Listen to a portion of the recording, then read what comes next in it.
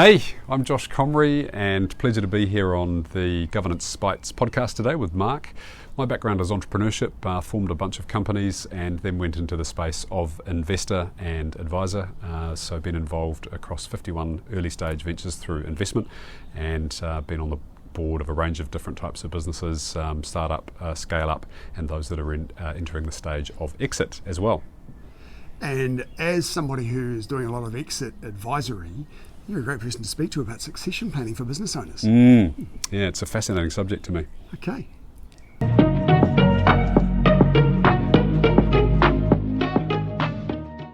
Hi, welcome to Governance Bites. My name is Mark Banicevich, and as you just heard today, I get to spend some time again with my old friend Josh Comrie. Josh, thank you very much for your time. What a pleasure. Now, you've been a serial entrepreneur and now a recovering entrepreneur, and having done this a number of times and exited from a number of businesses, and with your podcast about 2 commas of helping businesses understand how to exit with more than $1 million in the selling price. You're a great person to talk to about succession planning for business owners. So let's start with what are the key factors you consider when you're planning ownership succession, particularly in sort of family-owned or closely held companies? Yeah. So there's probably a category all of itself, which is the family category.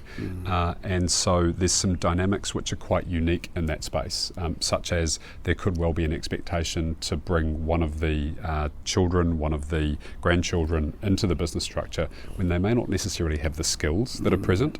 And so if that is the case, then my expectation, my suggestion would be really aware of what it is that you are endeavouring to have the person bring skill-wise, what the company needs age and stage-wise, and then make sure there's really good support around that person, and the things that they're not that great at doing, they're able to have supplemented by others across the team.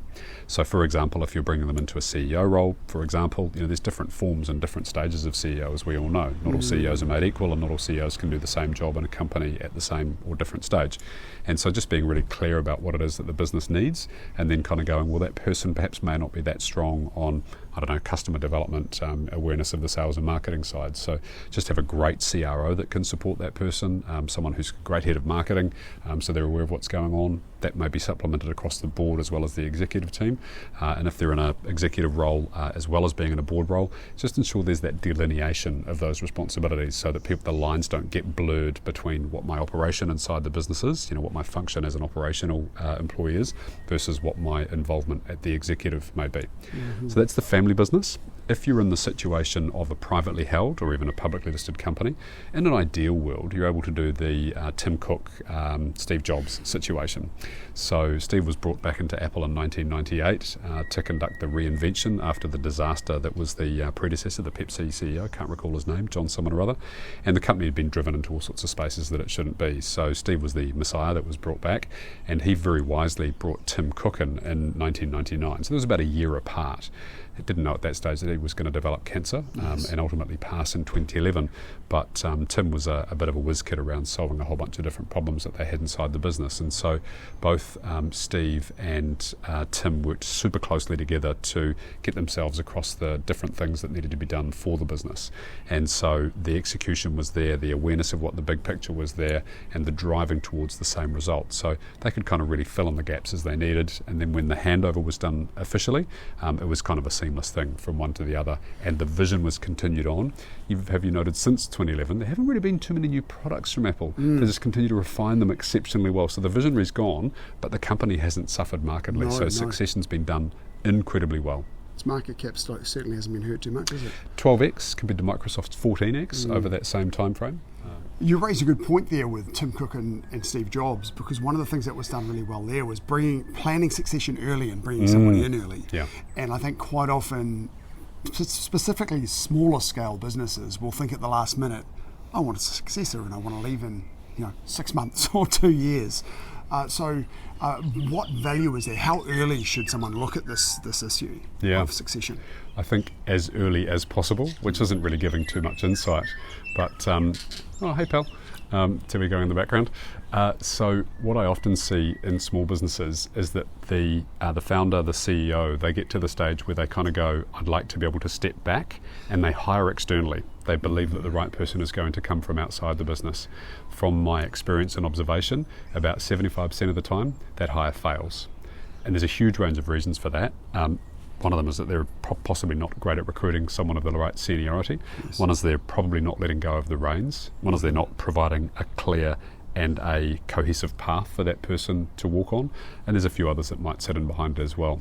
And so my strong suggestion to folk in that context, and even in a much bigger or a public company, is to be really conscious about where the needs of the business are going to go into the future, have a regular dialogue with the critical people around the table, have a risk register that's attached back to individuals, the run over by a bus kind of situation, and have a primary and a secondary backup somewhere around the team so that you're developing those folk continuously along the way, so that you then, at the right stage, when you need to initiate it, it's not a 6-month recruitment process, a wait for 3 months for that person to get the business, and then a 6-month cross your fingers and hope that they are the right individual and they have the right value set alongside the right capability and that they can drive the business towards where you need to go.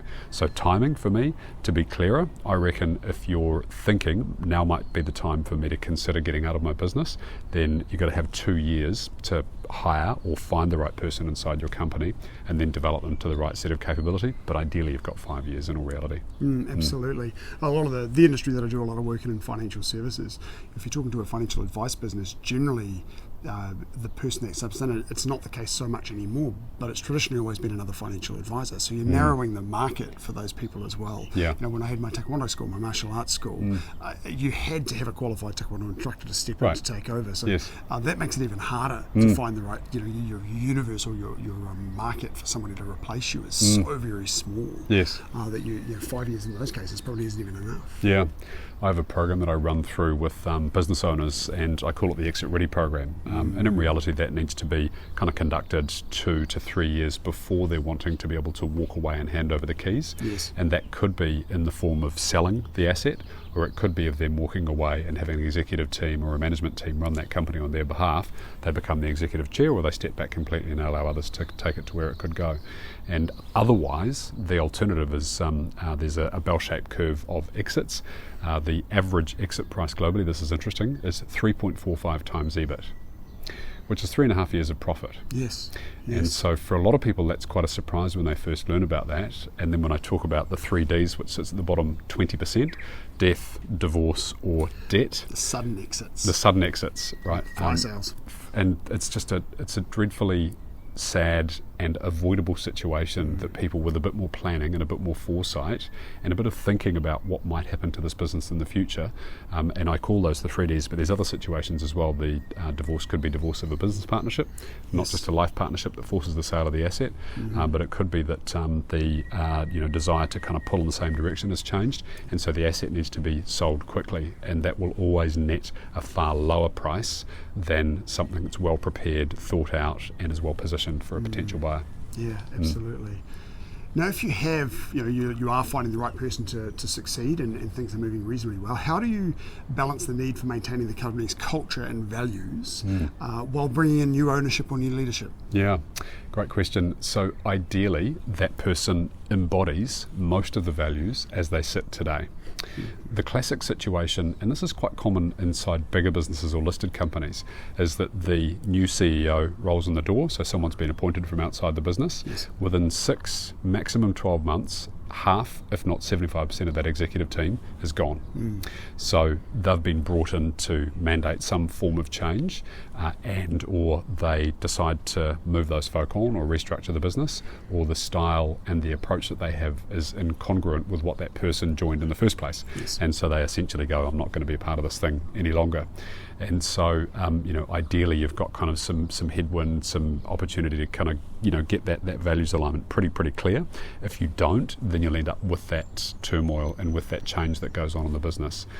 So what are the idiom is that people join a culture, and a culture is a manifestation of the values. Yes. And it's brought to life through the behaviour and the communication they have with each other.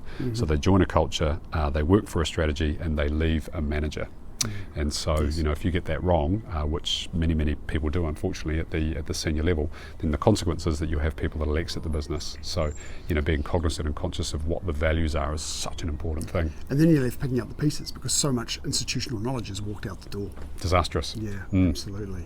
What are some of the common challenges you've faced in transitioning ownership, and how do you overcome them? Yeah, so the first I alluded to a second ago, but I'll unpack this a little bit more. It's the founder, the owner, who brings on the general manager or the CEO to replace that person, and they never really set that person up for success at the outset. They don't let go of the reins. Yeah. They don't let go of the reins. They don't want the person to initiate any change inside the business. They won't give that person ownership of anything critical. They shut them down when they're trying to make decisions. They don't go through an ordered process. Often smaller businesses lack effective governance anyway, and it's not all about governance, but having that structure in place so that you've got the independence of the board situation, so that it's not just about the outgoing owner and the new CEO kind of trying to tussle about things. Yes. You've got a forum which has been created to talk about these things, and you have a constitution or a thing that kind of governs the way that you behave and how you talk about things, what's on the table for conversation, what the process for making those decisions are, and then a mechanism, as we mentioned earlier on, about reviewing those decisions down the path. So not letting go is one of the massive early mistakes that I see a lot of people make. And the second is not having crystal clarity on what it is that you want that person to do. So what are they doing with the business? Is it the original vision? Did you have a vision? Is that still appropriate given where the market is at right now? A lot of people, I find, they start a business because they desire to create lifestyle and freedom for themselves. We've got a problem in New Zealand with the 3 Bs, they call it, the batch, the BMW and the boat. Yeah, and then they kind of sell the company. Luckily we moved on a little bit, but there's been a bit of a threshold lately of about $100 million. We've had some companies that have been sold for more than $100 million, and there is nothing wrong with exiting a company for $100 million. I can cope with that. Yeah, most people can. That's intergenerational wealth. But the mindset of people not necessarily thinking big enough is a bit of a risk. Yes. And so the point that I'm making there is about the vision for the company. And so establishing what a new one for the future could be when you bring on the new blood, if you're wanting them to grow, change, develop the company into different ways, then you need to give them that ability to be able to envision what the future could look like. Great example for me, when I sold my first company, we're doing circa $20 million, been running the business for about 20 years, sorry, not 20 years, 10 years, and was actually wanting to move the business into a space that it didn't want to go. So I spent a lot of money on re-engineering the business, and it turned out that the market didn't want that, and the staff weren't really kind of able to move the business in that direction. So I had a bit of a come to Jesus moment, and the right thing for me to do was actually sell the shares, and I opted to go through a management buyout process because it was the people that had been on the journey with me growing the company, very ambitious people, wanted to go to the next level. So the next 2.5 to 3 years, the company was doubled in size. I'd tapped out, I was done. It was time for me to go and do something different. And then it's doubled again over the subsequent 3 years. Market leader, by far and away. Recruitment firm, right? It's executive search and resourcing firm. And so, wonderful firm, wonderful group of people, and they've just done an incredible job of kind of bringing their vision and what they wanted to achieve with the company.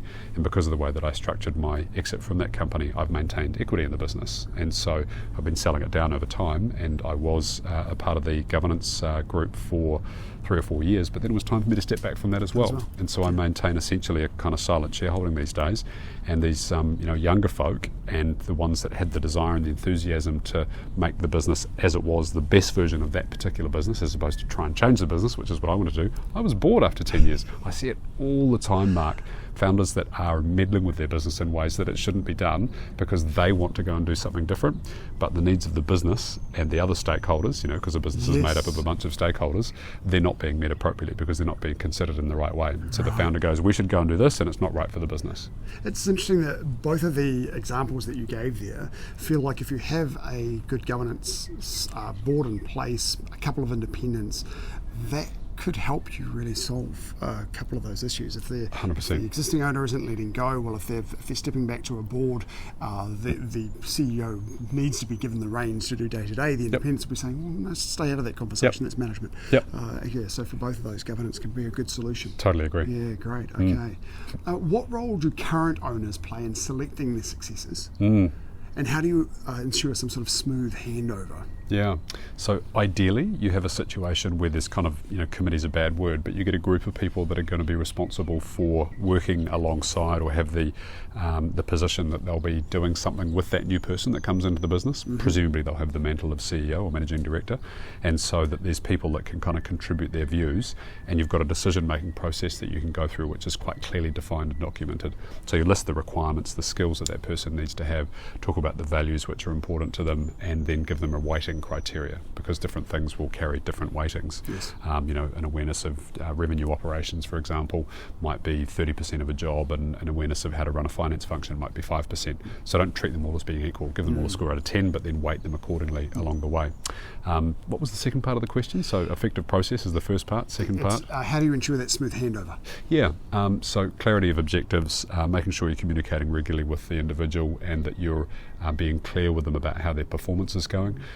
So giving them objectives that they can work to, and then pushing them to encourage overachievement of those things. I always try and see what people are capable of. Yes. My personal mantra with new staff is to push them really hard during the first 4 to 8 weeks. I want to see what they're capable of, because this will be, are they able to fit the brief as it stands, and we agree upon what the objectives are, but are they capable of much more? Yes. And that's the way that you find out. It's embedded in my core belief that we're actually here physically, and this is a little bit woo-woo, Mark, apologies, but we're physically here on this planet to see what we can achieve in a positive sense. Yeah, I like that. And we are such an infinitesimal part of this little planet. Tiny. That, yes, you want to try and achieve something before you go, right? Something positive. Yeah, absolutely. How much, in your experience, does a successor have the skills and ability to effectively, incumbent, the owner, have the skills and ability to choose a good successor, and how much do they really need a little bit of guidance and help from somebody, maybe a recruiter, maybe somebody that has an external viewpoint? Yeah, so I think it's such a critical decision and so easy to get wrong. Yes. Because even if a person might be an effective recruiter of talent into the company, they probably haven't had to bring that level or profile of person into the business before, and so they possibly treat them in the way that they might do an individual contributor, which is quite different. So having people that can have a contribution to that process, having people that can offer some insight and some experience into what they're trying to achieve is just invaluable. Yes, absolutely. I can understand that. What role does the board of directors play in succession? It depends. In an ideal world, they will be responsible for putting together the criteria of the individual and making sure that they're capturing what it is that the skills that person will need to bring along, and that there will be some form of oversight that they have across the probably CEO and probably head of talent if the company has that sort of person in there, and so that they're kind of checking and balancing the things that are going on along the way, and that the CEO or the head of talent is not kind of hiring someone that's perhaps just a little bit out of kilter but they like. Because a classic thing in recruitment, of course, is that people hire someone like them or someone that they like, and then the company can't grow beyond that point. We call it the Peter principle. I've seen this again as well, which is companies reach a certain point, they grow. It could be 5 million, it could be 50 million, it could be 500 million. Probably not the last one, but the first two definitely. And then it caps at that level, and they stay there for 2, 3, 4, 5, 8 years. And that's not the ability of the team that holds them there. It's the lack of ability of the CEO or the founder to grow past that point. I don't know who Peter was originally, but they call it the Peter principle. Right, okay. In this, we've talked before about how far in advance you should consider planning succession. Ideally sort of 5 years, and in some cases more, at least 2. What milestones would you have in place during that process of succession? Yeah, understand clearly what it is that you're solving for. So are we looking to make sure that we can, move Uncle Bob out of the business if it's a family business, or that the founder goes, I'm going to reach a certain age and stage, 55, 60, whatever that number might be, and I want to be able to enjoy the fruits of my labour, spend more time with my kids or grandkids, or go and pursue some form of a passion project.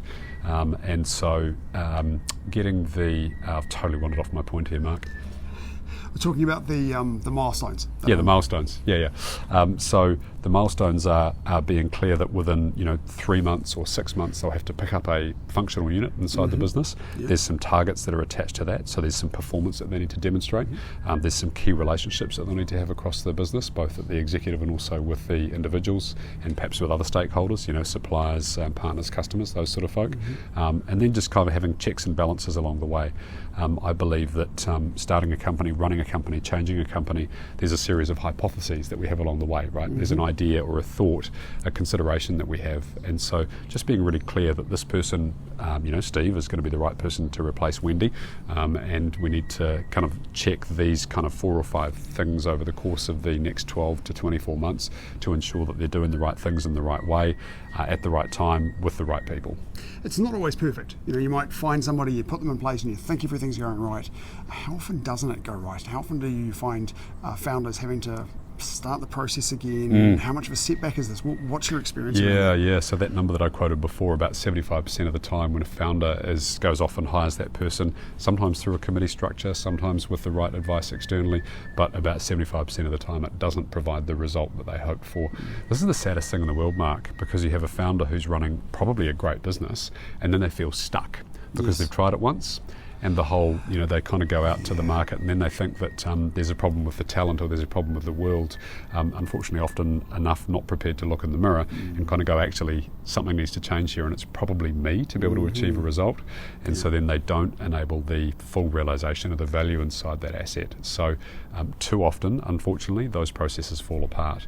And if you look at the appointment of executives inside companies, they say that more than half of those appointments result in a unsuccessful outcome.